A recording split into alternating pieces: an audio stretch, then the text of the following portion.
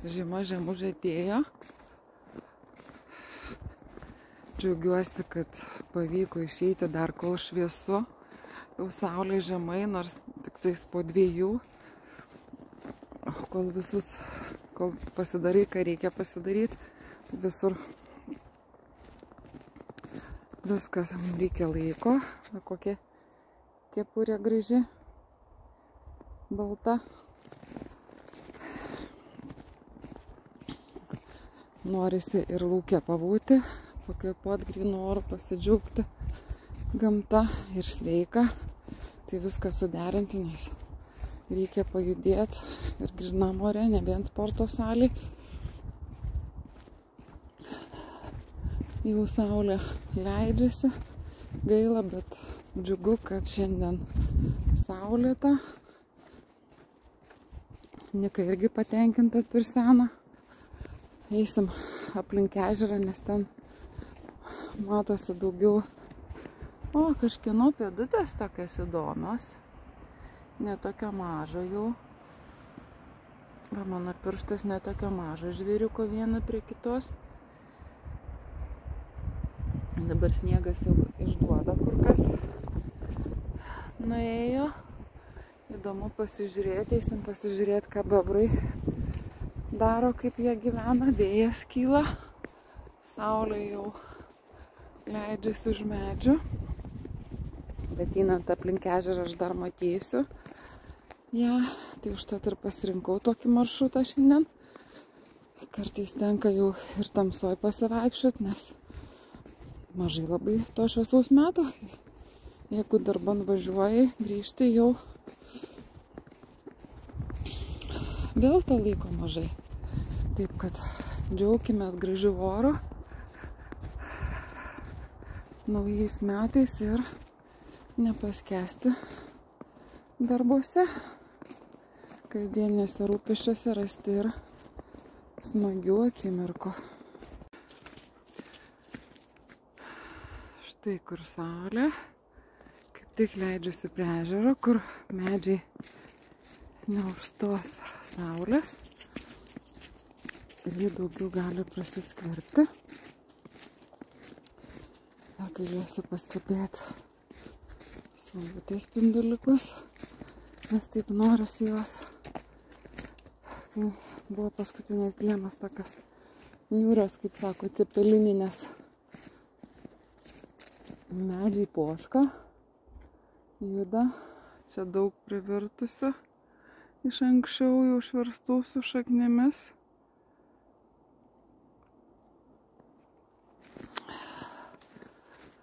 Čia irgi šaknis tyro į viršų išverstos. Pas mus šią naktį nebuvo labai didelio vėjo. Tokio, kad jau baisiai buvo šioks, bet ne taip baisiai, kaip pranešė. Bet kiturose rajonuose buvo. Tai pas mus matyti daug nepridarė nuostolių. Keliaujam tą keliu. Nuklotų sniegų, pabarstytų švariai, palikdamų savo pėdsakus. Ežeras tik pakraštyje užtrauktas.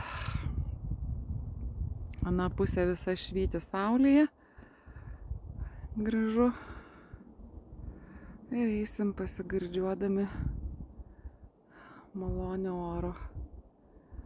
O po to jau namučio darbų dirbti. Bebrų darbeliai.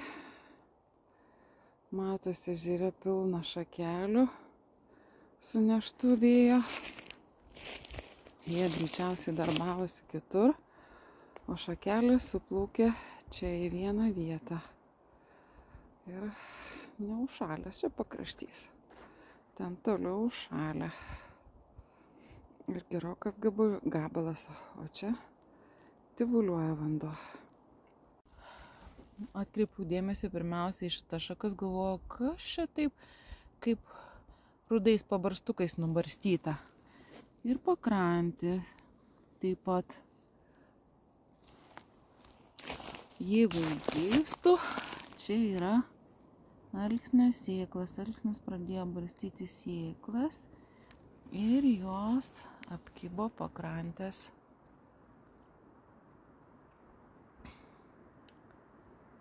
Augalas. Na, va, kokių visokių galima pamatyti. Vėjas pučia ir šnekina vandenį, kuris teliškuoja į ledukus. Ir taip gražu klausytis. Tikiuosi girdėsis ir įraše, nes ne visada girdisi, čia va jau ir ledas pašalęs, bet kitur tiesiog sijonėliai tokie ant meldų, dar tik apšalę aplink stiebą, o daugiau vanduo kitas laisvas aplinkui įsikūriuoja. Pirmyn atgal siūbuojasi ir taip gražiai atrodo. Kokius siurprizų mums pateikia orai. Čia matosi smėlis, dugne gražiai atsispindi. Galėtum ir ilgiau pabūti, pasiklausyti, bet dėja šaltokas, nesinori sušalt, vis dėlto žiema.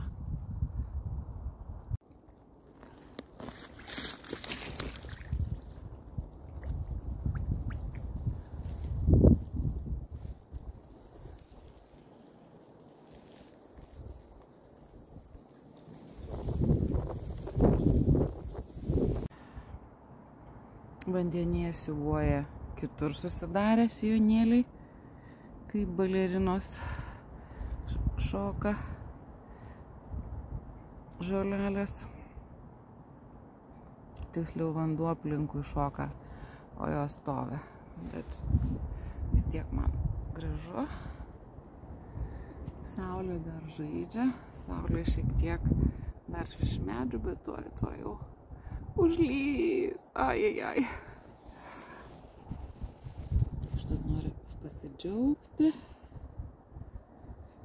pažiūrėti ir jums parodyti. Gražus vandens gabaliukai sušalę ir papuošia žoles, papuošia ir šitą šakelę,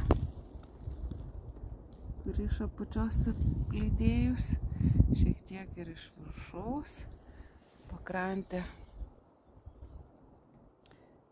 irgi apledėjo.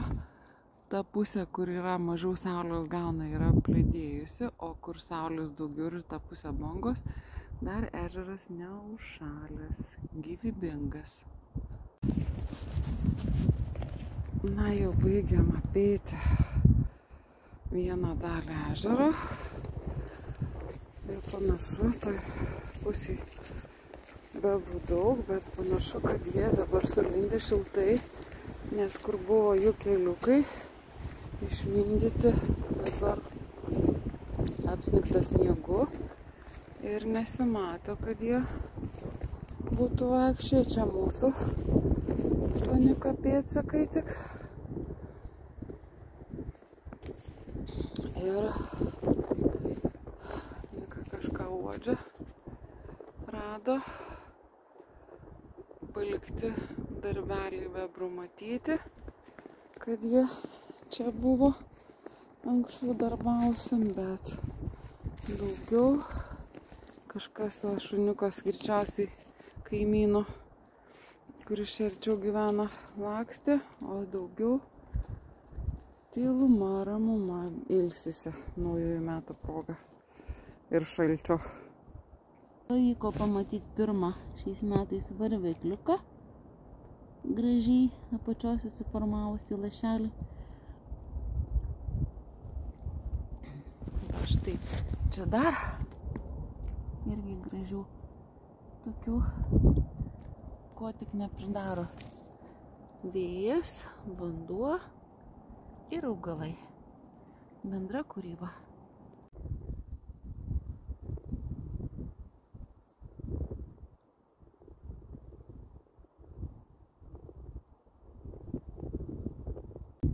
gražių burbuliukų įsitaisę ant šakos. Greičiausiai čia alksnio šaka įkritusi vandenį. Ir beteliskuojant vandenį susiformavo tokia graži šventinė puošmena. Šakelė virtusi papuošimu.